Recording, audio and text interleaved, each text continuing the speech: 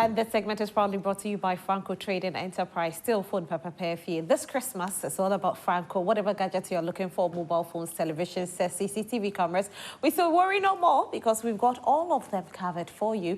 Very, very authentic ones as well. Now, if you're looking for phone accessories, we are giving it to you at discounted prices, up to 30% discount, actually 40%. And this Christmas is going to be sweet, isn't it? Just come to Franco Trading Enterprise, come and get all your gadgets and your phone accessories that is discounted up to 40%.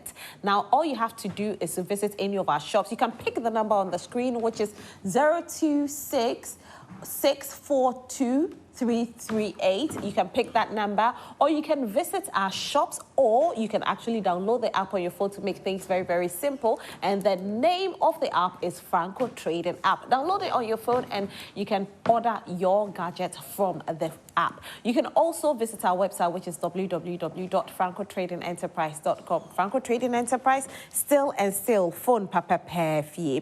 Now, this Christmas, probably you're looking for a place to go to, and I'll tell you to go to Lancaster Kumasi City. Now, you want to go to Kumasi, you want to go to a sacrum, but you're wondering where to go and rest, where to have the best of ambience, the best of foods. Lancaster Kumasi City is giving you all of that. Whether it's for business or leisure, Lancaster Kumasi offers an experience that redefines a luxury. Immerse yourself in our thoughtful design spaces, indulge in exceptional dining, and unwind with bespoke amenities tailored to your needs. Perfectly located in the heart of Kumasi, we combine convenience with elegance, ensuring every moment of your stay is seamless and unforgettable. Elevate your travels, reserve your escape at Lancaster Kumasi. Now, all you need to do is to go to info@lancasterkumasicity.com. info@lancasterkumasicity.com, and we will definitely take very, very good care of you. Now, Ghanaians have decided on who they want to see in the next government. However, we have seen the current government, sit in Parliament where they reconvened yesterday after there's been a few brouhaha between who was minority and who was majority. Finally, they convened, and when they did, they laid certain businesses in Parliament to hopefully that it will be passed for us to see a better Ghana in the year 2025. But as usual, we have seen these businesses, some of them being opposed and others being agreed to. Now, talking about that, one of the things we are going to take a look at is a tax waiver that had been proposed in Parliament, and this tax waiver was costing $350 million US. Now, the NDC is saying that they do not agree with this tax waiver because they feel that these monies can be channeled into something like the Women Bank. The first-year fee-paying student, instead of them paying, they were going to cover that fee-paying as a tertiary student. And looking at this, they say that these companies can actually pay taxes, so why waive the tax off? We have with us Honorable Samuel Ayeh-Paye, and he is the former Member of Parliament for Ayeh-Paye. He's here with us today. Good morning, Honorable. Good morning, Minister. How are you? I'm fine, thank you. How are you too? I'm fine. Great. Congratulations on Ayeh-Paye too. How was it? We heard of a few misunderstandings there. As for Ayeh-Paye, let me first say good morning to your viewers, especially the President, Nana Addo Dankwa Akufo-Addo, and also the Vice President, the immediate past fiber of the NPP. He fought a good fight. He did. Actually, he was able to visit all the 276 constituencies, and I was with him in some of these areas, and we didn't see what happened last Saturday. For me, I didn't see it because anywhere that we go, the people, not the numbers, but what people say about his message and the fact that they were having the hope in him, thinking that if he's voted for, he can turn things around and make Ghana a better place to live. But I think what happened was the fact that most, and I'll use the word most of the NPP, I will not say members, as for NPP members, one, the person is a member of the party. The person will definitely vote for NPP. NPP, yeah. So the 41% that we got, I may say that our members, when we're talking about me, we have card-bearing members, and then we have members who are affiliate members. Okay. They will vote. But we're talking about those who are NPP, not actually card-bearing members, but people who vote for NPP. Okay. These are the sympathizers. There's a difference between the floating voter and then the sympathizer. Yeah.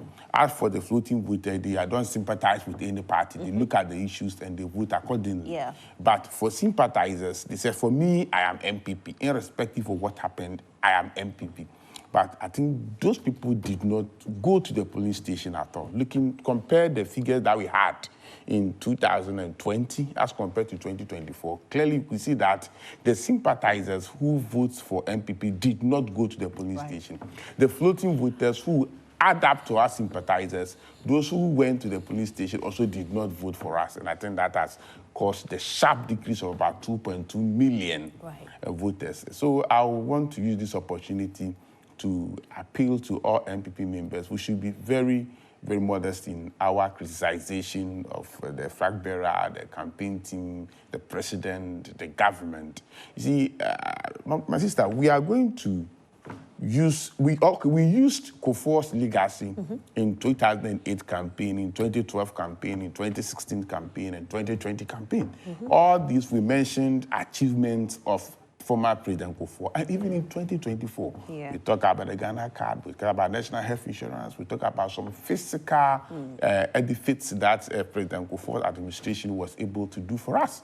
So whether we like it or not, going into 2028, we are still going to Let's not forget about the free education for basic schools. Exactly, exactly. So whatever happens in 2028, we are still going to use President Kufuor's achievements, and we are going to use Nana Addo Dankwa Akufo-Addo's achievements. Let us face facts. If indeed we will sit down and analyze the development that the Akufo-Addo government did for this country, I can say for sure that since '93, I haven't seen any government performing so good in terms of infrastructure development. What drew us back and for us to have this result is the fact that there's a global economic crisis that affected this country so much so that the ordinary Ghanaian was finding it difficult to have 3 square meals on the table. So forgot about all these road constructions, Agenda 111s, one district, one factory, free senior high school. Surprisingly, you go to University of Cape Coast, University of Ghana, where from level 100 to level 400 are fully beneficiaries of free senior high school. Some who without senior high school have not been able to even get VASI, let alone get into the university, voted against the government. So they didn't look at all this. They were looking at, what is in my pocket? Forgotten that what is happening is not pertaining to Ghana alone. So for me, we have to be modest in criticizing our government. I've seen some, will I say, peeved or aggrieved members of the MP, some MPs, some former MPs, some people will think that they have not been treated fairly, going on TV and radio trying to criticize, and some of them, it's not just a matter of criticism, but trying to drag the government down. The next 2028 will be the same person to go to the studio and trying to use the achievement. And you see, one wonderful thing that Ghanaians are, soon after voting, they seem to get upset, to regret. And today, I was in 2207, I was in Legon when President Kufuor, after giving his address in our Congress in Legon, when he was, I didn't go inside, I was outside, I saw people hooting at somebody. And I said, hey, whom are these people hooting at? I went and it was President Kufuor's convoy. Today, those who hooted at him, some of them just want to go to his side, stand by him and take a photograph with him. And they feel so proud to take photograph with the gentle giant. So that we are, after, even if former President Lawrence is still alive, I think people will still go and vote for him. And those who voted against him have regretted voting against him. Look at Mills, Professor Mills. Still, people think that, hey, after Mills' administration, so we seem to appreciate our leaders after they have left office. I decided to go and help my candidate in Ayeh-Paye to take back the seat. And I want the people were crying people fell under my feet and, oh, Ayeh-Paye, we've missed you. We are sorry. You see, when we hold things in our hands, we seem not to value it until it's gone. So we shouldn't forget the fact that in 2028, President Akufo-Addo will be missed. President Akufo, people will then come into reality the achievements and what this man has done for us.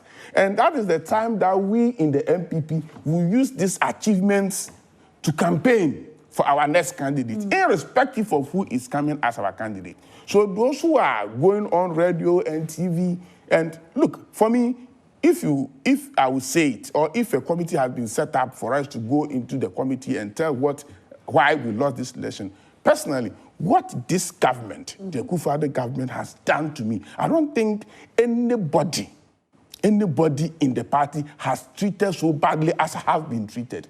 But still, I go on radio. Some time ago, you mentioned how, even some contracts that you had done that you still hadn't received. Exactly. But I still wake up, use my own fuel, my vehicles, I go campaign. We won Ayeh-Paye because 2 weeks to election, I decided to go and beg my followers to vote for the new candidates. I went at 4 p.m., I went house to house on that 7th December. Some, why, you are not the one contestant. We will not go. Are you not worried the way you've been treated? I was begging them, and they came out to vote. So that we were able to vote, get about 1,000 vote difference. And those who think that, for me, the way I've been treated, I will not partake in this election. I will not campaign. I will not. That also is part of our downfall. But the platform that you use to voice out these treatments may end up drawing the party deep into the ditch. Yeah. So it is important, and I'm appealing to the national leadership of this party, the NPP party, to quickly set up a committee so that those who are so peeved, those who have issues to voice out, will go to this committee so that people like us will go to the committee and tell them what happened, how we were treated, why we lost this election. If we don't do that, and people still go on radio and TV and talk and criticize and chastise, whatever you want to use, this government, it will come and flash on our face in 2028. Because there you'll be like to use a Akufo-Addo achievement to campaign, and your opponent will refer you to what you said soon after the elections. For Ayeh-Paye wasn't part of the 12 constituencies where there are issues. NPP won, Nabo Ida Adwo-Esiedu, the MP-elect won. Clearly close to about 1,000 votes. The NDC MP there refused to sign. He was asked why, because bring your pink sheets, let us check. You were there, your agents were there, collating had been done. Or what he was able to say that he has been cheated, so he will not sign. You don't just say that you've been cheated. You should be able to point out, this is my figure. Yeah. And this is MPP's figure. This is Electoral Commission figure. So I challenge you with this figure. You didn't do that.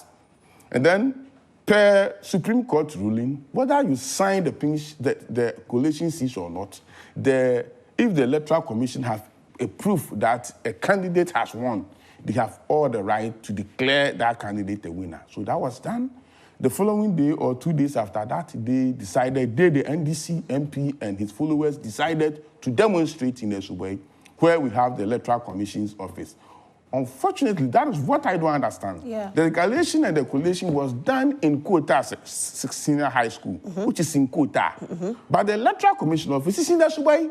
And after they've taken all the documents, the ballot papers, the collation sheet to the EC office in Esubwe, they went demonstrate in Esubwe and set the EC office ablaze. Bent it down. We saw videos of So the question is, if indeed you have won, if indeed you have evidence to show, if indeed you are challenging Electoral Commission figures, why should you burn the Electoral Commission evidence? No, if I have, yesterday I went to my farm, I sent some money to my farm manager, and compared to the money that I sent and what has been done, I just said, no, I gave you this amount. He said, no, okay, let's check. He said, I have deleted mine. I said, if you have deleted the Momo message, because I sent the message to you 3 moments. I have my message. I have mine. So you have no right to reject mine. Yeah. Whether you like it or not. You have to accept You it. have to accept mine. So if indeed you have figures to prove, go and prove your figure. Let the Electoral Commission compare what you've given to them to what they have. Yeah. But if you go to destroy Electoral Commission evidence, then what are you telling us? Anyway. Fortunately, 8 people or 9 or so have been arrested, sent to court, have been remanded. Okay. And I don't understand why the MP is still working free. Because we have video recordings. The PC. Yeah, the PC. Not the MP The PC for NDC. Right. We have audio recordings that he was calling his people to organize themselves. And one of the guys, it was a conference call. So one of the guys on the other end of the call said, Honorable, what are we going to do? Then he mentioned somebody, he said, go and see this man. He will tell you what you are going to do. And at the end of the day, he went there, saw the man, and the place was burnt. So who instructed them to burn the place? Right. The man, is it the man who asked him to go and see Eben? And Eben will tell you what you are going to do. Or it is Eben who didn't carry the instruction from his MP.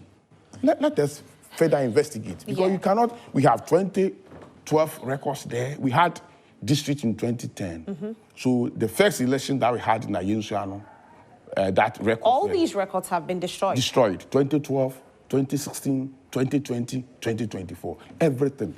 The laptops of about 123 polling stations were there. The BV machines, about 123 centers were there. Everything bent out. I'm hoping that with regards to what has happened, we'll start seeing database being collected. Of course, we've gotten to a digital era, and we are hoping that with... You know, one thing that the PC for NDC didn't know.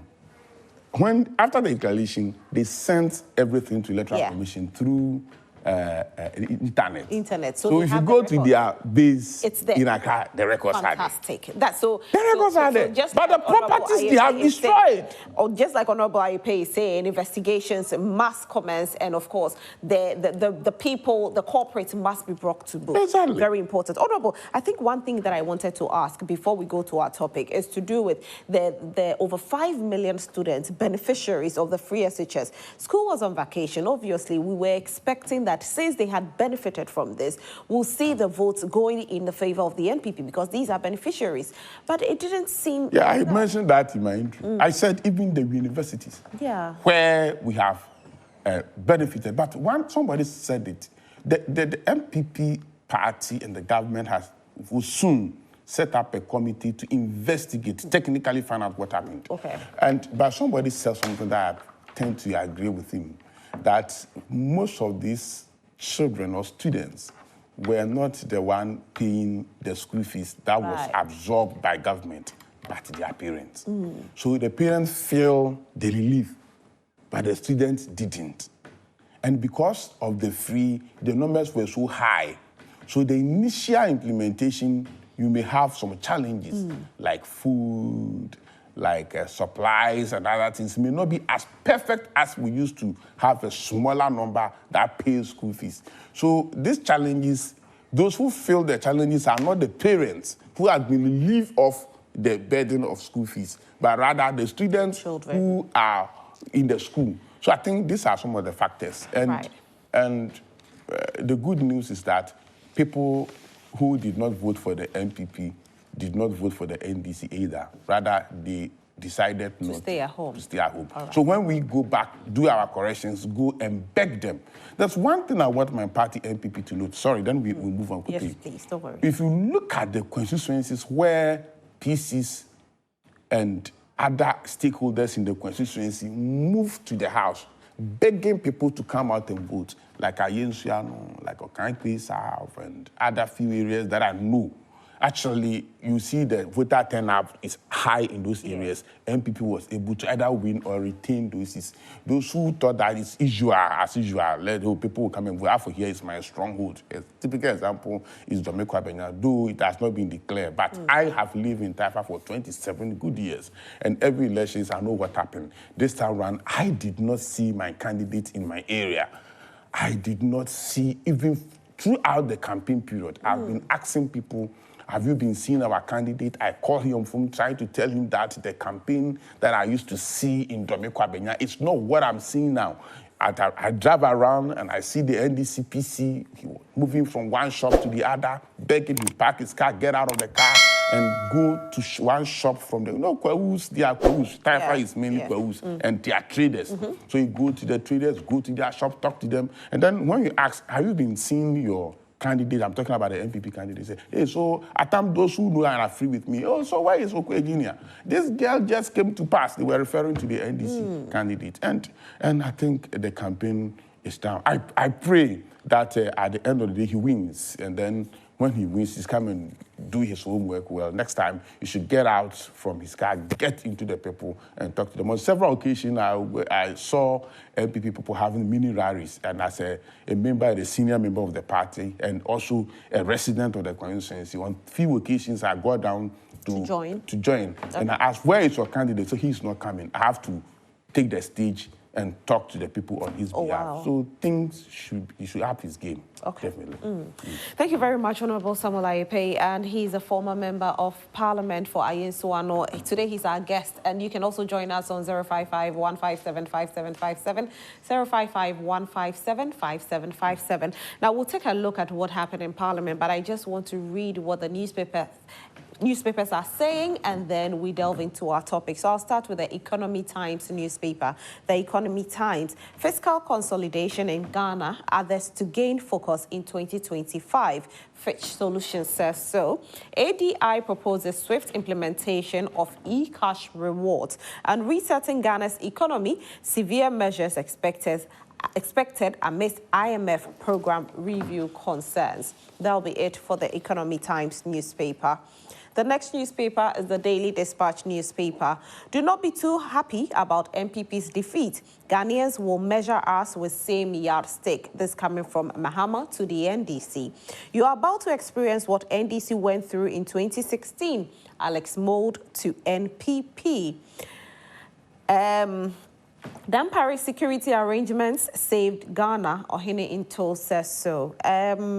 Honorable, let me ask you about what the president-elect, that's John Dramani Mahama, said, that the NDC should not be too happy about NPP's defeat because they will be measured the same way. Well, I think former President Mahama had been there before, and he knows what it takes to govern a country called Ghana. I like that word, a country called Ghana. Exactly. I listened to you while I was in the control room, and you said something that Ghanaians are super descending. Indeed, they are. Not now, they've been. If you read, I have a daily graphic from 1957 to 1997 or no, 2007. 2007, okay. When we had our anniversary, I think the Silver Jubilee. Daily Graphic compiled all their newspapers from 1957 to that, and I went there to buy the very huge documents, and I started reading from 1957, looking at elections that we've had in previous days. Show clearly that we even get our civilization before the white men came to Ghana. So look at some of the chiefs who were not educated and the things that they did. It clearly shows that I will not say, or I'll say that all African countries, I can say Ghanaians have been descended for a long time ago. And this time, I'm happy you've added the word super. So we're in 2001 Parliament. This is our 1997 Parliamentary. NPP was having at least about 60 seats or so. Yet you saw how the debate went in the chamber. NPP was stopping almost all the debates. I'm saying this because I've been there for 12 years, and in all the time, you see very few people participating in the debate. So what the numbers can do for you is the voting. But when you have sharp men in your side, you always win the debate. Winning the debate does not matter the numbers you have in Parliament. And one of your colleagues said it, the male among you, what is the name? KMJ. He said the media will also be watching. The media will be part of the discussions in Parliament. Not that they will go to Parliament and partake in the debate, but they will be debating outside. And some of us who are also communicators will be joining the media and be doing the debate. Yeah.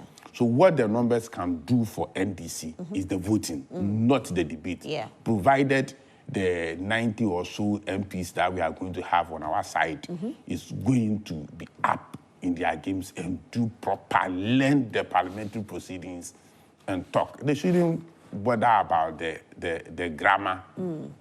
First, I think last week, I've forgotten, one of the guests said something that the members of parliament representing the NPP, most of them are newbies. If you compare back then, you don't have the experienced ones. Because the attrition rate most of them have lost. in NPP is very high as compared to the NDC. Won't that affect them? It will, but you can just use a matter of a year if indeed you want to learn in parliament. Okay. 1 year. What draws people back is the English that we used to debate in the House. When I first entered parliament, I said, hey, will I be able to partake in they speak big English. I went there, I was 36 years, very young. Unfortunately for me, I didn't attend grammar school, I attended technical school. But when I listened to the people that were admiring so much when we were outside, and some of the small grammatical errors that they do, I said, oh, so these people also make grammatical errors. Then it means we can also partake. And I started going on TV and radio to get up the momentum from there. Right. And indeed, the first day that I mounted the debate, which was former President Mills' State of the Nation address, I was then talking on agriculture. I was a member of Food and Agriculture Affairs, and I was asked to debate or speak on the State of the Nation address on agriculture. And my first day, and my members, all of them swing their seats and looking at me, yeah. It gave me the morale, and ever since on the 2019, I was the 11th most outspoken MP in Ghana Parliament. So nice. Starting from there. So you that's why I like Honorable Sansonahi. You can laugh at him, you can laugh at his grammar, you can laugh at his pronunciations and all that, but he will not listen to you. What he wants to say, he will say it. After all, English is not our mother tongue. So when they go there, they should be strong enough. When you make the grammatical errors, they will laugh at you. Somebody may even stand up and in attempt to correct you, will use that to demoralize you. But don't. English is not our number one. It is not our mother tongue, though it is the official language in this country. Say what you want to say. Yeah. Provided people will understand. When correction is made, when a member take point of order and correct you, accept the correction. Don't that correction demoralize you. Do it. Nobody is perfect. Even those who have done PhD in English, when they speak, they sometimes make mistakes. When you accept that, and also something that they should do, when you go try to make statements, after the statement, you will read. And then it becomes a topic for people to contribute. So when you read and you read, it takes the shy, and I don't know, the mess in Parliament. At times you get up and everything that you've planned to say will get off your head, as if we've worshipped the maize. It's always carried on somebody's shoulder. You bow to it. And even if you take this pen and be worshipping the pen, it tends to be some form of a god. Yeah. Exactly. So that I quite remember when Professor Dudu also was sent to Parliament on issue of I think he said something and was sent to Parliament. The whole professor, he was shaking. He couldn't talk. And I said, look, if you have not been to that house, you think you are a master of yourself. So they should go there, get themselves prepared, learn. They will take them to various workshops. The resource persons are there. Don't go and sign and go out to do your business. That's what some of the MPs used to do. Okay. When we sent to Jimpa, Koforudia, Capital View, we get professors from the university, professors from Jimpa who come and teach us. Somebody will just go and sign, quickly rush to Accra to come and do his business. But if you sit down, you see, if you go to Parliament for 4 years, the kind of training you have from university professors, from people from the industries, practical people come and teach you. If you learn and you come out, if you are first degree, before you come out, you should be awarded with a second degree. If you have a second degree and you come out 4 years, 8 years, 12 years from Parliament, Go to Chairman's Abunzo, Honorable Babin and They are more than the university professors. So they should go and learn. Okay. And then when they learn, within 1 year, they should be able to debate. If you want to learn, start from the radio stations and the TV stations. Go and do the That's a good advice. Build you. That's a very good advice. For you to partake in every debate. So for those of you who are going to Parliament for the first time, when we call on you, don't say because you are a member of Parliament now, you are too big for the TVs and the radios, the media houses. Don't do that, because Honorable is advising you that that's the best place to learn more. I'll go to the business analyst newspaper. Yes, I read the order paper. Yeah. Sorry, the standing orders for more than 3-4 times.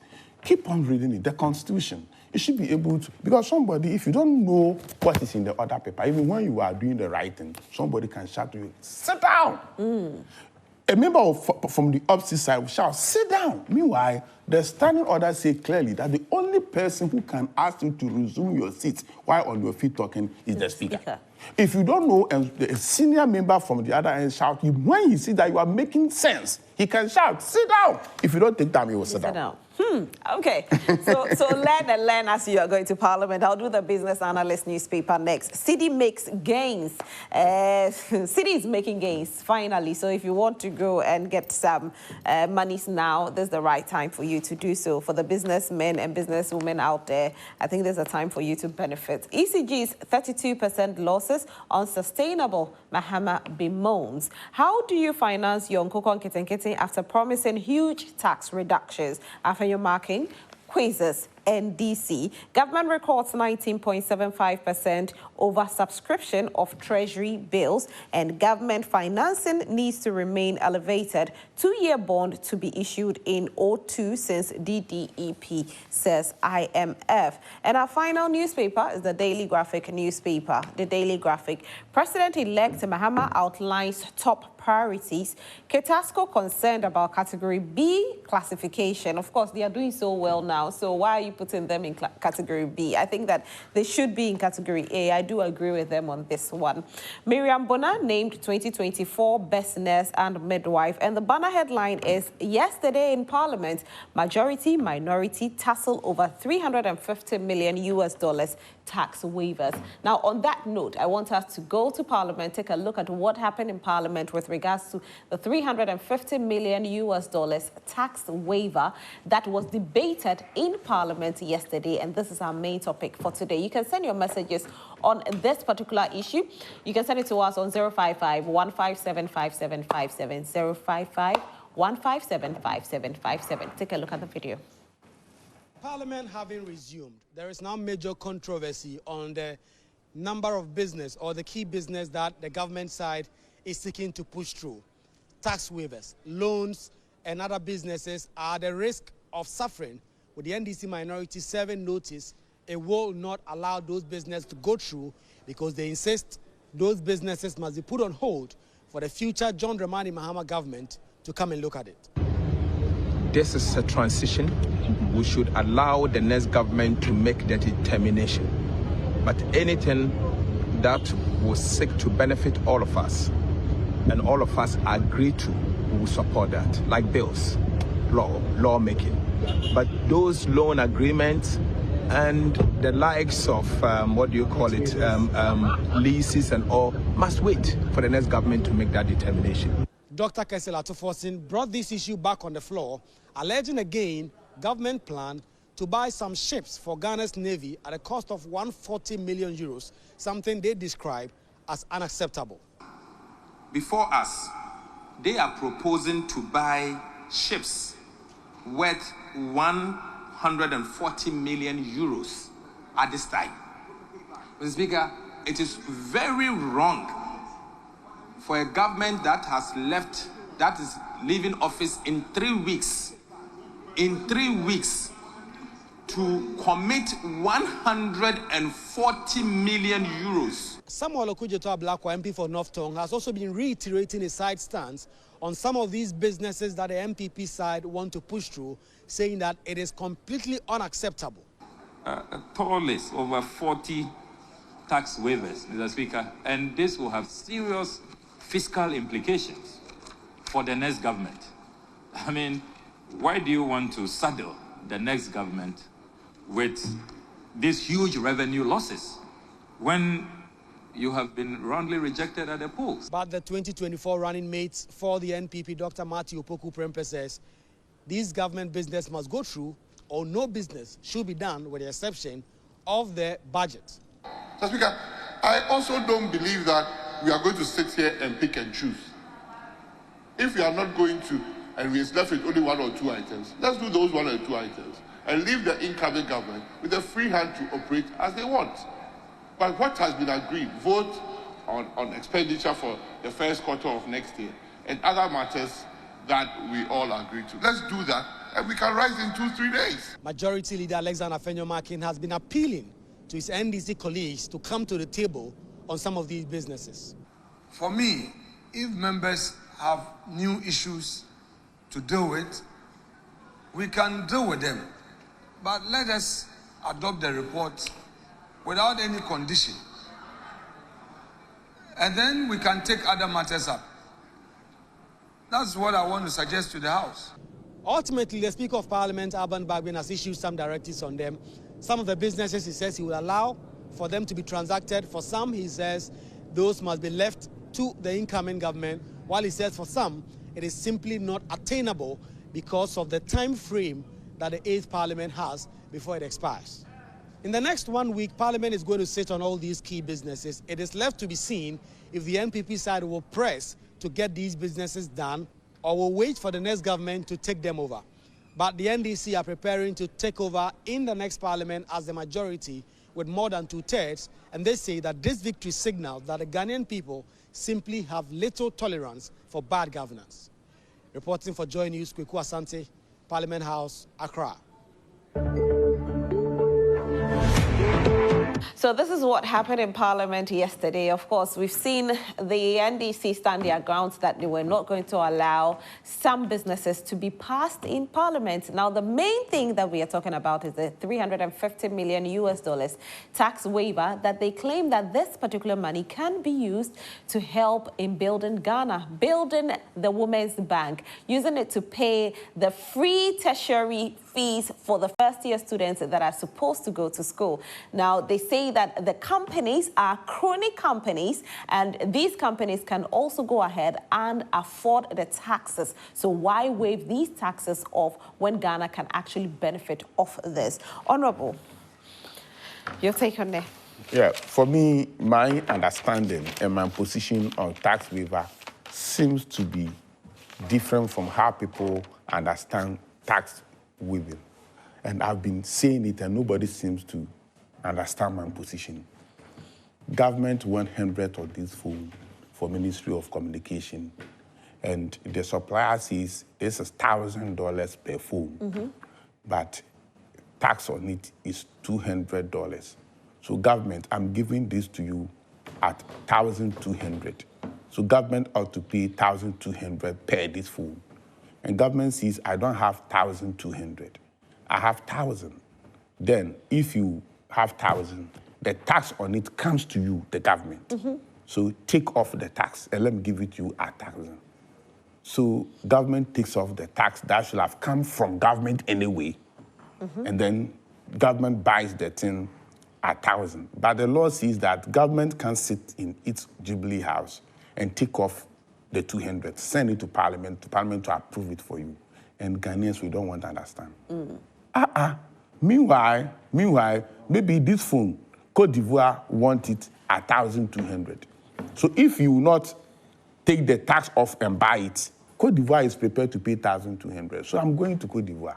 The government says, looking at how I'll benefit from this, let me take the taxes off from you so that you pay. So at the end of the day, that $200 that government is taking off should have come from government to the supplier.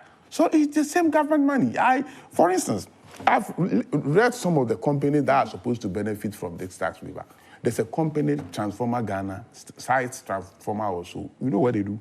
They are going to build transformers for ECG. Transformers that we now import in the huge sums of money from Ghana, outside to Ghana.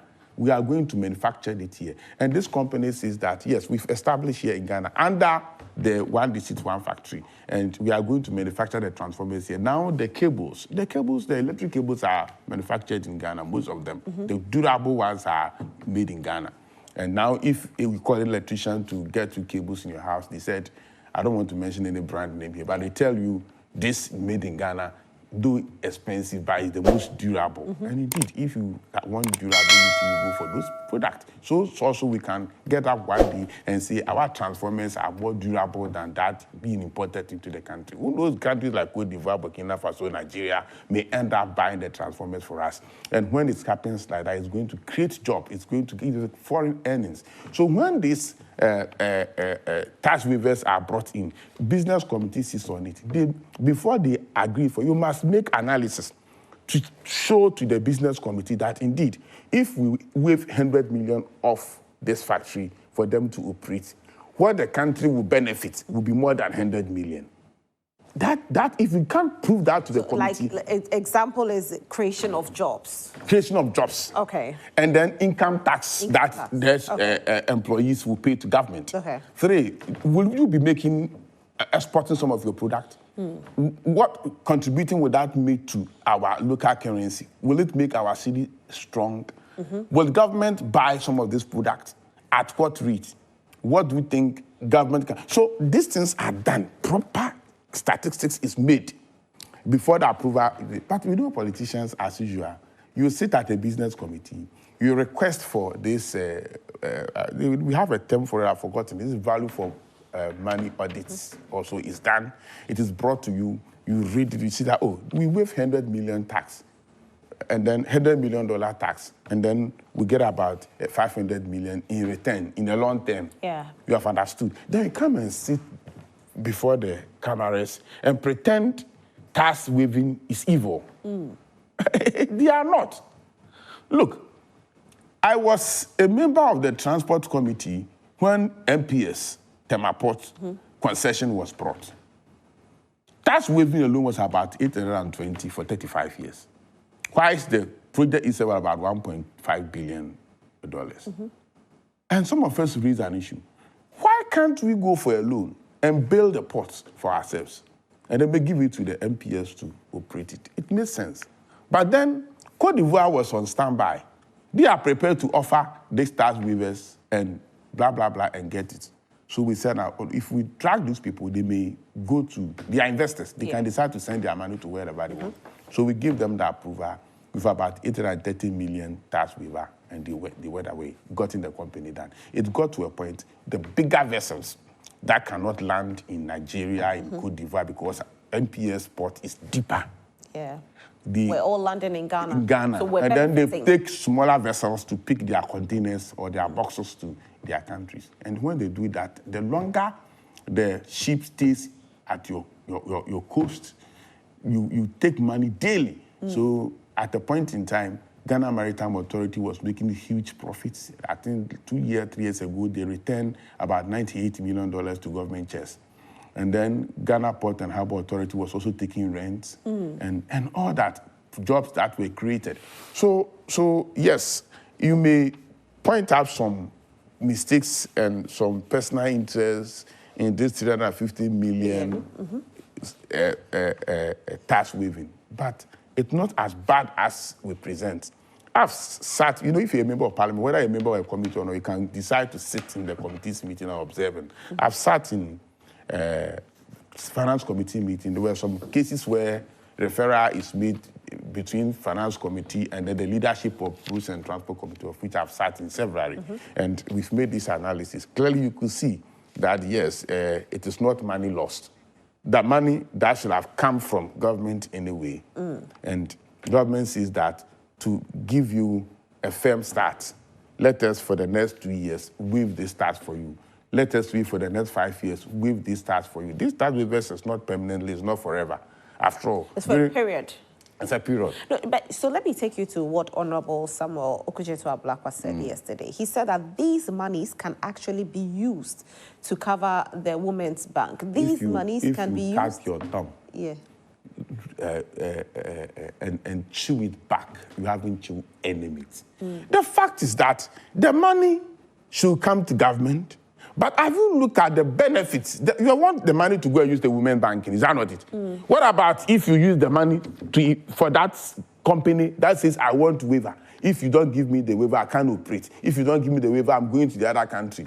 Compared to that to women banking. Don't we have, look, my candidate, the NPP Fibera promise of, how do you call it, mining banking fund or money banking fund. To me, the problem we are facing in this country is not creation of new banks. I disagreed with Dr. Bawumia on that issue, but when we are campaigning, we say, I disagree with President Mahama on creation of a new bank. For what? We have commercial banks in all the districts. You can create women desk in Ghana Commercial Bank. That will give priority to women who want loan to do business. You are going to create another bank for another mess. Is it not an employment? But if you create women bank at the Ghana Commercial Bank, they have to employ more people to get those sector developed or those departments. Do they have the capacity to do that? Ghana Commercial Bank, that's what I said. They have branches in all the district capitals, almost all the district capitals in this country.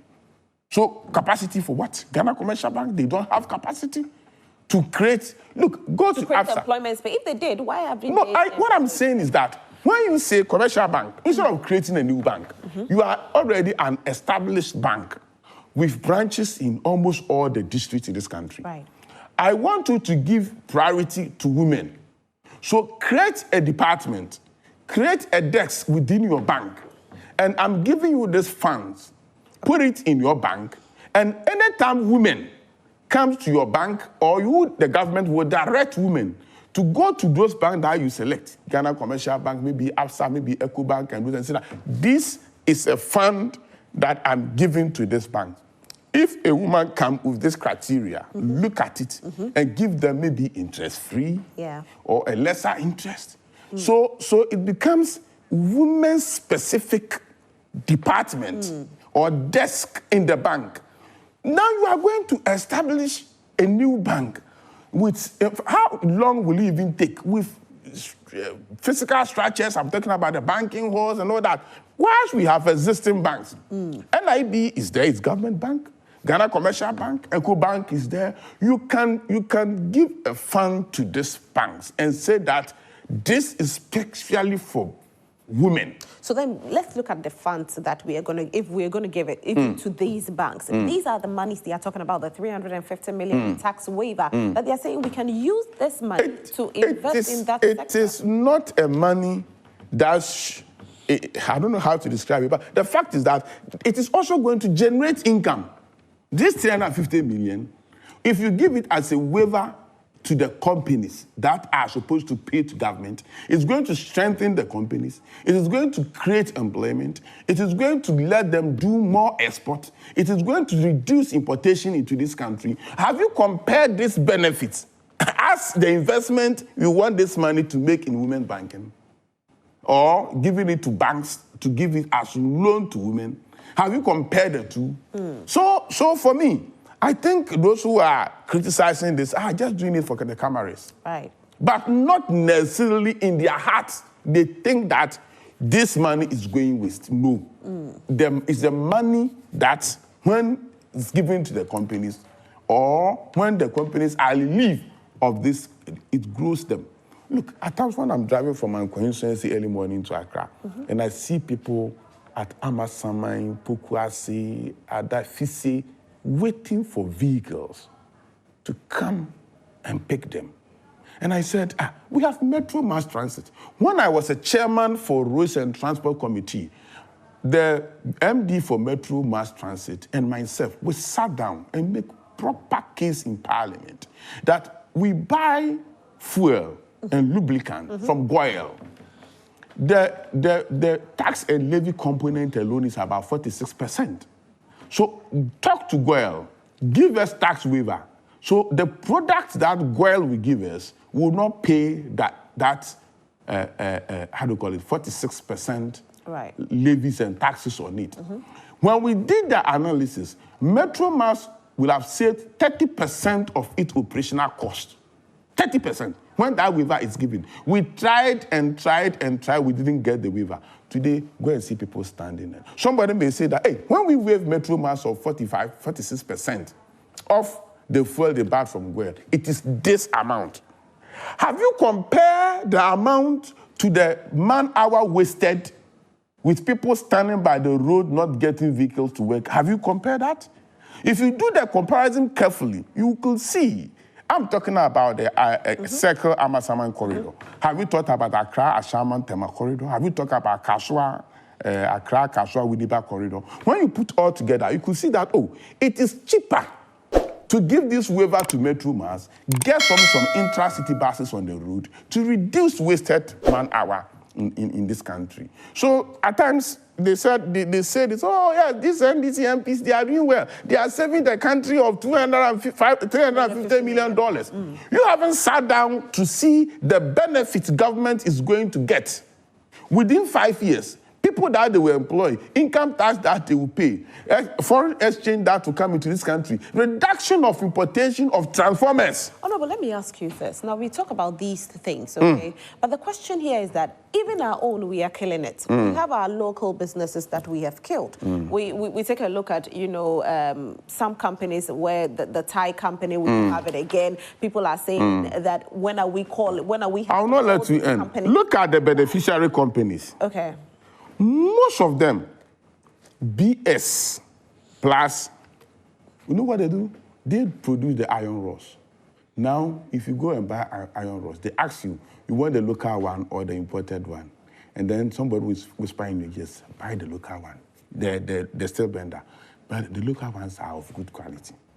It's coming from where? BS. These are local companies who, even if they are foreign companies, they are multinational companies who are operating in Ghana, who are going to reduce importation of those items into the country. Honorable, I'm just saying that, you know, for the ordinary Ghanaian who is watching us today, maybe the person will say that, why can't we just take a certain amount of time? Let's just be fair here. $350 million US dollars. Maybe let's come to a logic understanding. Okay, we can't give you 350 because at this time, the company is in need, the country is in need. We need a certain amount of money. So it's going to be of a certain percentage. Instead of 350 million, maybe it comes to maybe 125 million. I'm just saying, I just want to land here. At 125 million. The company also gets 125 million. That we can use to build our own company in Ghana, where we can also go ahead and employ people so that the government will have state-owned companies rather than their state-owned companies dying and having unemployment rate rising where people are needing jobs. I have said it severally, and I want Ghana to go by the South Korea experience and their method. Government has no business doing business. You don't think we should? No. Those days are over. I went to Moscow, that is Russia. I've traveled to Czech Republic for about 3 consecutive times. They have stopped. They are moving from government doing business to allow private sector to do its business. Government take your taxes, let the private sector create employment, people get to work. Go to GBC and come to multimedia. If you like, do census and see the young ladies and men that multimedia has employed, a private media company.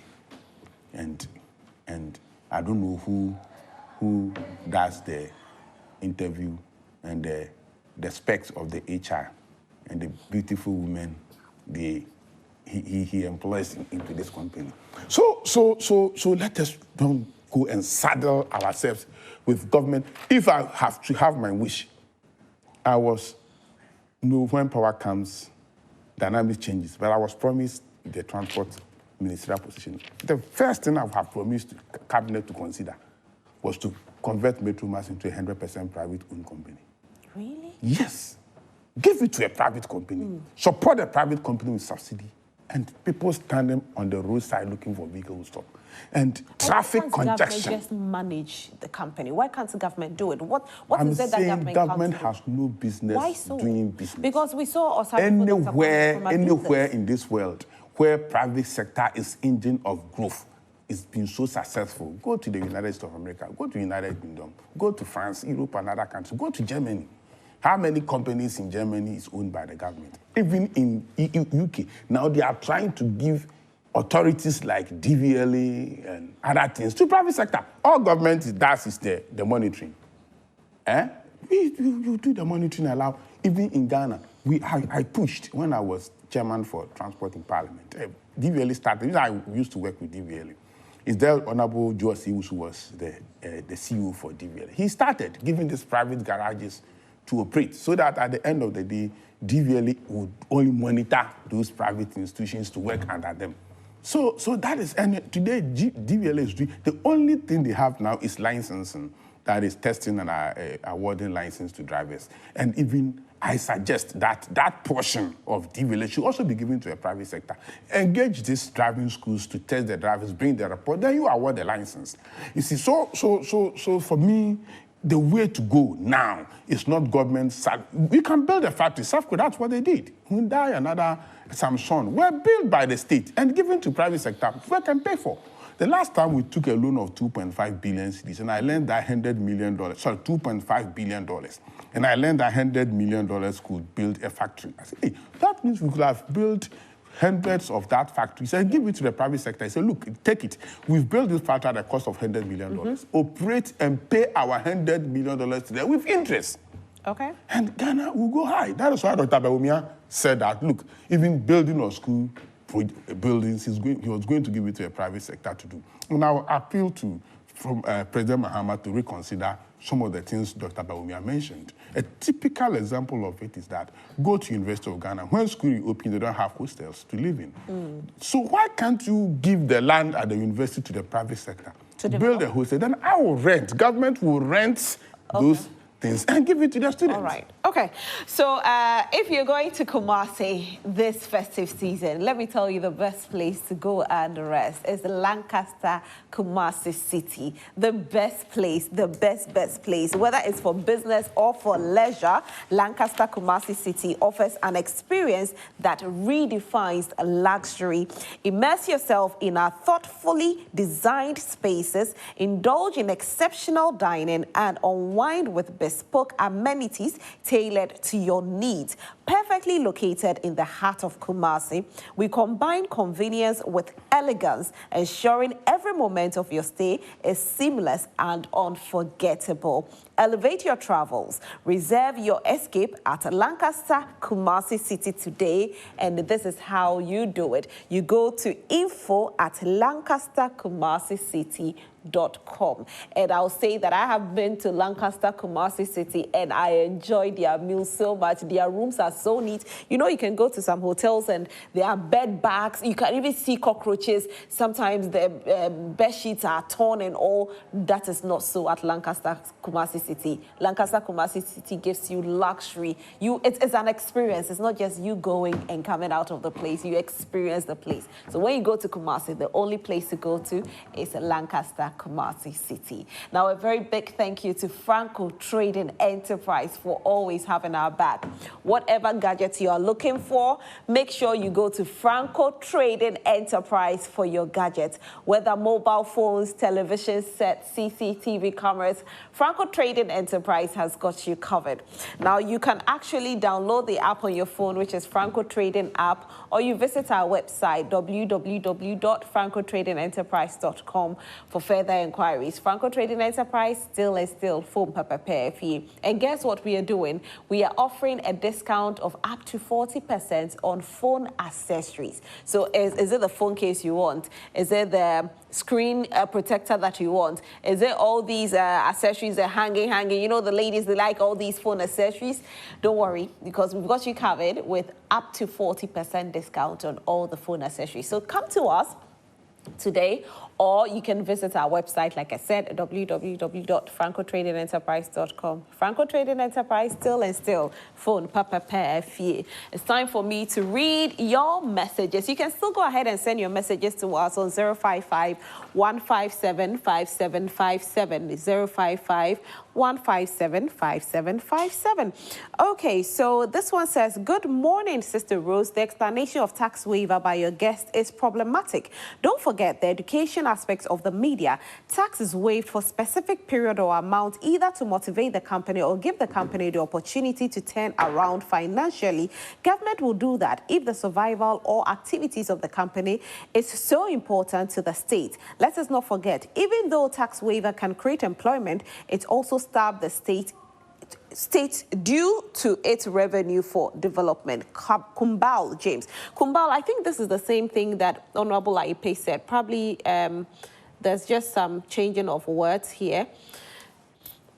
Good morning. WAEC is waiting for the government to pay 166 Ghana cedis to release results for students, yet you want parliamentary approval for $300 million tax waiver. Isn't this a grave and misplaced priority? I don't endorse this tax waiver thing.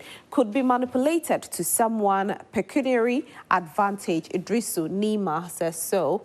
Okay, so good morning, host. The good people of Ghana has punished the NPP very well before they will recover this shock. Then it's 2072. The EC should sack their all ourselves before. I don't understand it. Okay, so let me just continue. We'll rebuild Ghana economy. Thanks for the good work you're doing for Mother Ghana. Miss Rose, Achu from Katamaso New Bridge. Good morning, gorgeous Roslyn and your panelists. The NPP lost woefully and they deserved it. 140 million ships for what? They still need money to do their chop again. Why not allow the tax waiver to be done by the new government? NPP, you remain opposition for a long, Papa. They should use the 58 million cathedral money to do their tax waivers. They still don't learn anything yet from their election defeat. Okay, Mwamujejireje Letitia Yombil inside Tema. Or Tamale, let me get it right before Tema. Okay, good. Roslyn, I'm glad the MPs have resolved this issue. My greatest concern this week is ECG has begun increasing light bills. I'm told they are regularizing their bills since 2022 to 2024, and they are slapping us who are using the postpaid meters with bills above 9,000 Ghana cedis. How on earth can ECG behave like this? Why can't we be fair to ourselves as a country? We are paying bills consistently. ECG keeps changing meters without your notice, and all of a sudden slap you with huge sums of light bill. They are forcing us to believe some speculations around. Rosalind, kindly find out from ECG. I'll do this for you, my boss. I'll do this for you. Good morning, Rosalind. This is Nyako Emmanuel Bechim Edum. I told you on 27 June that there is nothing new Baumia Napo is bringing on the table. The NPP inflicted draconian taxes and pushed us down in excruciating hardship. All these Ghanaians were quiet. Now the results of free SHS are still pending just because of debt, leaving these students in quagmire and fears. We didn't vote for the NDC to bring a ball of kinky to 50 pesos, but rather prevent it from rising to 10 cities. The NPP was not learning. They implemented a fiasco strategy at Asin North, which never bore fruit, yet they went forward and brought it to the national elections. As JM starts his journey to reset the economy, we entreat all Ghanaians to come together and support our president-elect as he leads us through this dream. Surely, Ghana is in a safe hands. Congratulations to Honorable Charles Akwesi Estiedu, the MP-elect for good people of Tano South. Okay, this from Hakuna Matata. Hey. Hakuna Matata. Good morning. I hope you're doing well this morning. Please, what I want to say is that the president-elect must seriously investigate the outgoing president and his administration. Thank you. David Tetena from Ningo, New Ningo. Rose, good morning. Please tell Ayeh-Paye that he has great ideas, but the government has messed up the economy and private sector is struggling. Why didn't the NPP get the private sector to build the dams, factories, etc.? He speaks about the Legon school lands, yet it is open, but private sector is not finding it attractive. He should ask Legon authorities and they will tell him. I have spoken to the Dean of Students. You do free SHS, but you can't think that they will end up at the universities. And so let me add halls of residence. Leadership is our problem. All right, so I'll do just one more. and then we move on from there. Meshok Ashanti from Mama Sama says, what is the law saying about the declaration of parliamentary results? Is it the responsibility of G Mensa or the returning officer at the collation center? The NDC will not agree to any declaration apart from the one that has been declared by the returning officer at the collation center. NPP can go to court if they think any declaration is unlawful, and that is the only option left for them. The arrogant character of Afenyo Makin will surely continue to put their party into shame like what has happened to them in just ended election. All right. So, Honorable Ayeh-Paye, I think the explanation that you have given is a very good explanation, but it seems Ghanaians still feel that these taxes probably, is it out of lack of trust for the government? That's why they still feel that these monies should not be left. Not a lack of trust. It's because how we, the politicians, treat each other. Okay. When it's kind of about tax waiving. When we were in opposition and NDC was in government, anytime issue of tax waiving comes on, we take the NDC on and says that, hey, you can't do this, you can't do it, you can't do it. I think the president even did it in his delivery speech in 2017. Yes, and then when we came to power, NDC went to opposition. Anytime issue of tax waiver comes in, they paint a picture as if tax waiver is not a good thing. Somebody sees that we need money to give to WAIC to print papers, 100 million plus. I don't want to accept the fact that because of the tax waiving, we can't get 100 million as a country to give it to WAIC. You have to look at the cash inflow to government coffers, the consolidated fund. If you don't know the rate of cash flow, you may not understand what we are talking about. You see, thinking that this 350 million is a cash somewhere that within a period of a year, we are going to rake in this. I'm here to read the full report on it, and the paper didn't give everything. You could see that some are even 10 years, 15 years. So it's not money that is readily available if you don't give it as a waiver.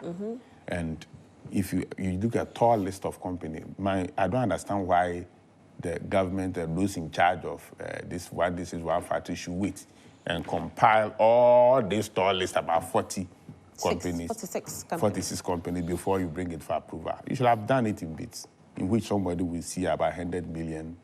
We'll ask for 100 million, let's give it to them. At times when you are implementing such policy, you must also look at how you can play the mind of the public for them not. It's a good thing.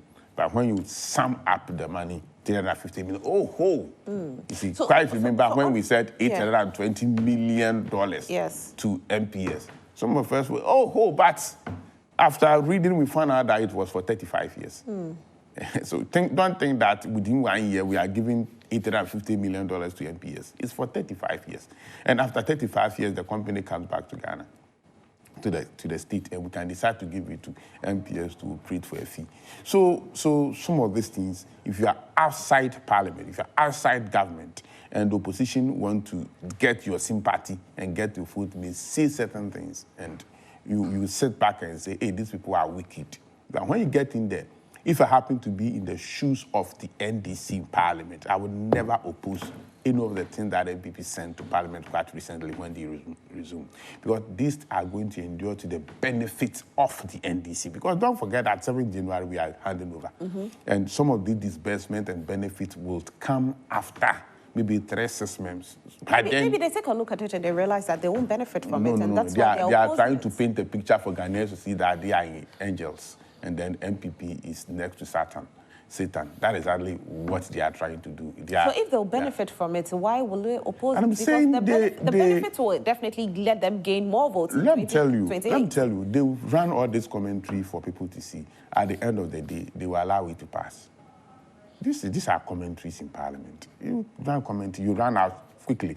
I quite remember when we were in opposition, as soon as issue is done, we all rush out quickly to come and meet the media and be talking, so that Ghanaians most don't listen to parliamentary proceedings. So when you come out and the media starts speaking to you, at the end of the day, you have agreed to the issue at the committee level. You have agreed to it at the the preliminary, and then you come out to talk differently in the media. So for me, some of these things are just for window dressing. Look, I'm telling you, they are going to accept it. Even if they reject it, these same 46 companies, soon as power is handed over to the NDC, will go back to the NDC and represent their case. And if you sit down critically and look at how these 46 companies are going to benefit to the Ghanaian and help your economy, you will come back begging Ghanaian that, no, we didn't know how these things was going to work. So let us accept it. So you're saying that all... I have said it here. Yeah. If they don't admit it, when power is handed over to them, these 46 companies will go back to the NDC to represent their case to the government. And looking at the physical, these are companies who are, some of them are already in operation. Some of them, the structures have been built. The machines are in without exemption. Look, you see, if you look at critically this trend, some are just for importation of machinery to the factories. So they are importing the machinery. And the taxes they are supposed to pay, they don't have. Some of them have their machinery locked up at the harbor. They need to operate. Ghanaians, you see, as soon as importation is reduced, the city gets its strength. Do you know how much government auction every day into the economy in terms of dollar? At a point in time, the NDC government was auctioning $20 million a day prior to 2016, just to keep the city in good shape. So if you are auctioning $20 million a day for 6 months, what is $350 million? Okay. So if you are doing something, you are giving $350 million to strengthen your city, so that the next time you are not going to auction. Quite recently, Bank of Ghana, through the NPP government, we were auctioning, I don't know, I don't want to quote any amount, but we were auctioning more than $20 million a day into the system. To strengthen our city. To strengthen our city. So if people are come to build 56 factories, are going to be strengthening, so that you stop auctioning that money into the system, won't you do it? Compare the two. Do you want to auction money every day, dollar every day into the economy? Or you want to build your economy to extend that the city will be strong by itself? You need not to auction money. So it's about time the politicians stop playing with the minds of the people then. Let the people understand the benefits, and not when you are coming to power, you make it seem as though this is the problem is from you. I wouldn't have spoken the way I'm speaking if we haven't had the election. You have told us what it really is. Because I said in 2017, I'm saying the president at that time, I'm talking like this because elections is over. Yes. So it is you, the voter. At times, when we tell you the truth, you vote for us. So we come back here and then hide some of the facts and tell what pleases your ears and convince you, which is wrong. At the day the voter will change the voter attitude and then come and say that, look, what these people are... Look, I'm happy. Wait, I've decided personally, not a position from my government or my party, but my personal decision is that I will not criticize anything that NDC government will do for the next 100 days. Why? I want to give them the honeymoon to put things together. What they will do, whether good or bad, you keep quiet about Ayeh-Paye, I will not criticize them. It is after the 100 days. I will not criticize anything my party, NPP, does, whether good or bad, till it is 100 years after they have handed over. Because at times we have to give the government room to operate. But let me tell you, some of the things that they've criticized, that Ghanaians sympathize. I think ask yourself, why is it that when governments come to power, within a year or two, people regretted voting for them? Then you see people, they've regretted so much. And why should we do such a mistake? But then you voted already. You can only vote for them. And then somebody sent a text message and said, what we have suffered, it will, if we recover, it will be 2072. 2016 will be the NDC by 1 million votes. 2024, they recover 500,000. 2020, they recover 500,000 of it. Today, we are in deficit of 2.4 million. Who tells you the 100 and know that they are bringing a fresh candidate in 2028? So who tells you that in 2028, the candidates may differ? NPP may not bring the same candidate or may repeat Dr. Bawumia. That will depend on the party. You never know. But all right. yes, but for NDC, definitely they are bringing a new candidate. The candidate is a factor. The candidate you present to the people is a factor. You may present a candidate that will quickly recover this 2.2 million vote that you have within one election year. I'm saying this because if you look at the figures and compare it to 2020, former President Mahama did not gain any vote that NPP lost. The over 80,000 votes that he added to 2020 vote were votes from the new registrants, if you look at the figures carefully, because we added from, But you know, some of the NDC members are saying that the voter register was bloated. Oh, if the voter register is bloated, you will see it.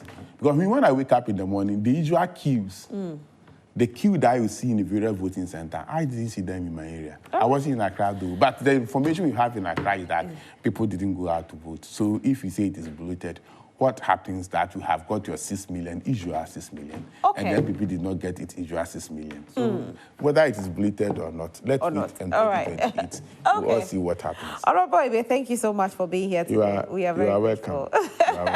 And Honorable Samuel Ayeh-Paye is a former MP for Ayeh-Suwano, and of course, he has come to let us know more about what is happening in Parliament. He's explained to us what the tax waiver really is. And for us as Ghanaians, the ordinary member who is a Ghanaian member and not in Parliament, but, you know, as a citizen, you might be wondering what the tax waiver is, but he's letting us understand that we could benefit from this tax waiver as citizens. And so let's look at the bigger picture and not the small picture, because politicians will tell you what you want to hear just so that you vote for them. But you are a discerning person as well. So decide on what you think is right for us as citizens. Do you think this tax waiver should be granted to these 46 companies, or you still think that it should not be granted and this money can be channeled into other things that are beneficiary for us as citizens? Now, you are home and you debate this in your home. A big thank you to Franco Trading Enterprise for having this segment covered. Franco Trading Enterprise has got all your gadgets, whether mobile phones, televisions, CCTV cameras. We still worry no more. We even have microwaves, air conditions. The weather is hot, yes. Come get your air conditions. And we have all of them for you. We've got them covered for you. You can pick the number on the screen right now. The number is there on the screen. Or you can download the app on your phone to make things very, very easy. You don't have to stay in traffic. Just download the app on your phone, which is Franco Trading app. Or you can visit our website for further inquiries, www.francotradingenterprise.com. Franco Trading Enterprise, still phone, Papa. On this note, we have trends coming up, and like Esiedua told us, Honorable Afenyomarking is trending massively because of some comments that he made in Parliament yesterday. I can't wait for that. And also, we have other conversations. Nathaniel Atto will bring you sports, and there's good living segment that is going to take place today as well. We need you to be a part of our whole show, and the entertainment part where we'll have Obi Amponsa. Obi Amponsa has actually spoken yesterday on social media. He did talk about some taxes that he's being charged, over 20% tax that he's being charged for his concert. I have experienced it, and I can tell you it's a very unpleasant experience. And so when he takes his seat, he'll definitely tell KMJ more about that.